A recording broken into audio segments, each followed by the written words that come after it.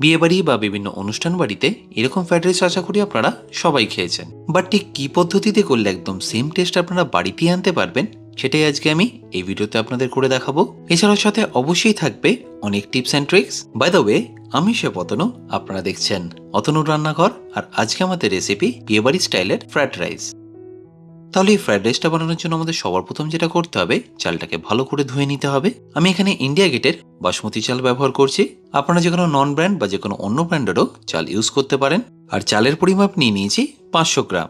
চালটা ধোয়ার সময় হয়তো আপনারা নিশ্চয়ই দেখতে পাচ্ছেন আমি কিন্তু খুব বেশি প্রেস করে ধুচ্ছি না, খুবই হালকা হাতে এটাকে ভালো করে ধুয়ে নিতে হবে।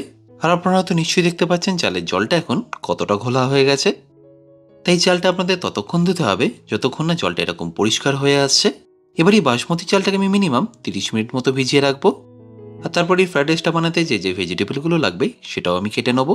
আমি এখানে শুধুমাত্র দেখতে ভালো লাগার জন্যই 3 রকমের ক্যাপসিকাম কেটে নিচ্ছি। আপনারা চাইলে যে কোনো একরকম ক্যাপসিকাম দিয়ে এটা ইজিলি করতে পারবেন।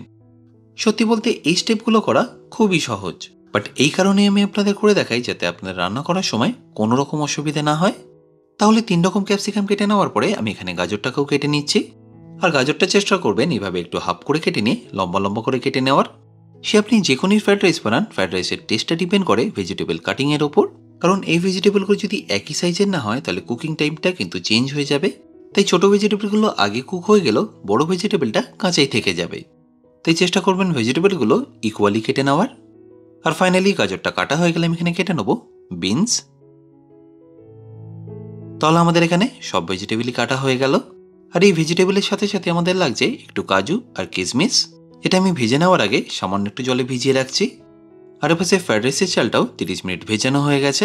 তাই একটা প্যানে আমি জল নিয়ে নিচ্ছি চালটাকে সেদ্ধ করার জন্য।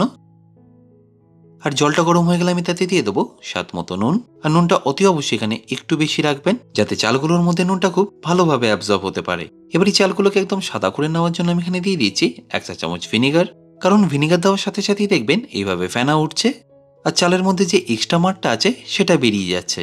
তাই যখনই আপনারা এরকম কোনো পোলাও রাইস বা ফ্রাইড রাইসের চাল কুক করবেন, একটু এরকম ভিনিগার বা লেবুর জুস দিয়ে দিতে পারেন। তাহলে দেখবেন ভাতটা বেশ ধপধপে সাদা হয়ে যাবে। আর এই রাইসটা আপনাদের এখানে 100% কুক করতে হবে না, 90% কুক করলেই হবে। কারণ এটা যখন ঠান্ডা হবে সেই সময় কিন্তু এটা গ্র্যাজুয়ালি কুক হতে থাকবে। তাই যদি আপনারা 100% কুক করে নেন তাহলে এটা ওভার বয়েল হয়ে যাবে। এবার ফাইনালি ফ্রাইড রাইসটা বানিয়ে নেওয়ার জন্য আমি এখানে একটা কড়াই নিয়ে নিচ্ছি। আর তাতে দিয়ে দিচ্ছি সাদা তেল। আর যদি টেস্টটা আরেকটু বাড়িয়ে নিতে চান তাহলে এখানে দিয়ে দিতে হবে 2 চা চামচ ঘি। আচ্ছা, এবার যেটা মোস্ট ইম্পর্টেন্ট সেটা হলো এই ভেজিটেবল ফ্রাই করাটা বা ভেজে নেওয়াটা। কারণ প্রত্যেকটা কুকিং টাইম একদম আলাদা আলাদা, তাই কোনটা আগে ও পরে ভেজে নিতে হবে সেটা দেখে নিন। তাহলে সবার প্রথম আমাদের এখানে ভেজে নিতে হবে গাজর। গাজরটা দেওয়ার পরে আপনাদের গ্যাসের ফ্লেমটাকে মিডিয়াম রাখতে হবে। আর যখনই দেখবেন এই গাজরটা একদম হালকা সোনালি করে ভাজা হয়ে গেছে তখন এখানে দিয়ে দিতে হবে বিনস। এবার এই বিনস আর গাজর আপনাদের খুব ভালো করে ভেজে নিতে হবে। আর ঠিক এই স্টেজে আপনাদের দিয়ে দিতে হবে কাজু বাদাম ও কিশমিশ। আর এটা আপনাদের ততক্ষণ ভাজতে হবে যতক্ষণ এই কাজুটা একটু লাল লাল করে ভাজা হয়ে যাচ্ছে। আর যতক্ষণ এই কাজুটা একটু লাল করে ভাজা হবে বিনসটা একদম পারফেক্টলি কুক হয়ে যাবে। এবার ফাইনালি আমি এখানে দিয়ে দেবো আমাদের কেটে রাখা বেল পেপারস আর সামান্য একটু কড়াইশুঁটি। এবার গ্যাসের ফ্লেমটাকে হাই করে এক্স্যাক্টলি 2 মিনিট আপনাদের ভেজে নিতে হবে। কারণ খুব বেশি ভাজা হয়ে গেলে এই ভেজিটেবলের ক্রাঞ্চিনেসটা কিন্তু থাকবে না। তাই এটা ফ্রাইড রাইস বানানোর সময় অবশ্যই মাথায় রাখবেন। তাহলে নিশ্চয়ই দেখতে পাচ্ছেন এই ভেজিটেবলগুলো একদম ভালো করে ভাজা হয়ে গেছে। তাই এবার একটা জালির মাধ্যমে আমি এটাকে তুলে নিচ্ছি। আশা করি এই অবধি বুঝতে আপনাদের কোনো রকম অসুবিধা হয়নি।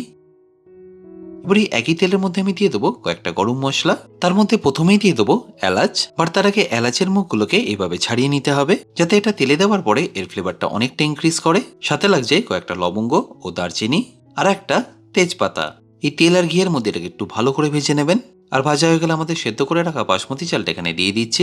অবশ্যই এই সময় গ্যাসের ফ্লেমটা একদম লো রাখবেন। আর মিষ্টির জন্য দিয়ে দেবেন 3 চা চামচ গুঁড়ো চিনি। আপনারা চাইলে চিনিটা এমনিও ব্যবহার করতে পারেন, বাট এইভাবে গুঁড়ো করে নিলে মেশাতে সুবিধা হয়। আর একটু ঝালের জন্য এখানে দিয়ে দিতে পারেন কয়েকটা কাঁচা লঙ্কা, সাথে একটু কালো গোলমরিচ আর সবশেষে স্বাদ মতো নুন। তারপর ওপর থেকে সামান্য একটু ঘি ছড়িয়ে দিয়ে আমাদের যে ভেজিটেবলগুলো ফ্রাই করা ছিল সেটা এখানে দিয়ে দেবো। আর তারপর গ্যাসের ফ্লেমটাকে হাই করে ভালো করে মিশিয়ে নেব। আশা করি নিশ্চয়ই দেখতে পেলেন এটা কতটা সহজ বানানো। তাই অতি অবশ্যই এই স্টেপগুলো কিন্তু আপনারা ফলো করবেন। আর একবার হলো এটা বাড়িতে নিশ্চয়ই বানাবেন। আশা করি এই ভিডিওটাও আপনাদের নিশ্চয়ই ভালো লেগেছে, আর ভালো লাগলে প্রতিবারের মতো আমাকে কিন্তু কমেন্টে জানাতে ভুলবেন না। বাই দ্য ওয়ে, আমি শেফ অতনু, আপনারা দেখছিলেন অতনুর রান্নাঘর। দেখা হচ্ছে আপনাদের সাথে একটা নতুন রেসিপি নিয়ে নেক্সট এপিসোডে। ভালো থাকবেন, সুস্থ থাকবেন।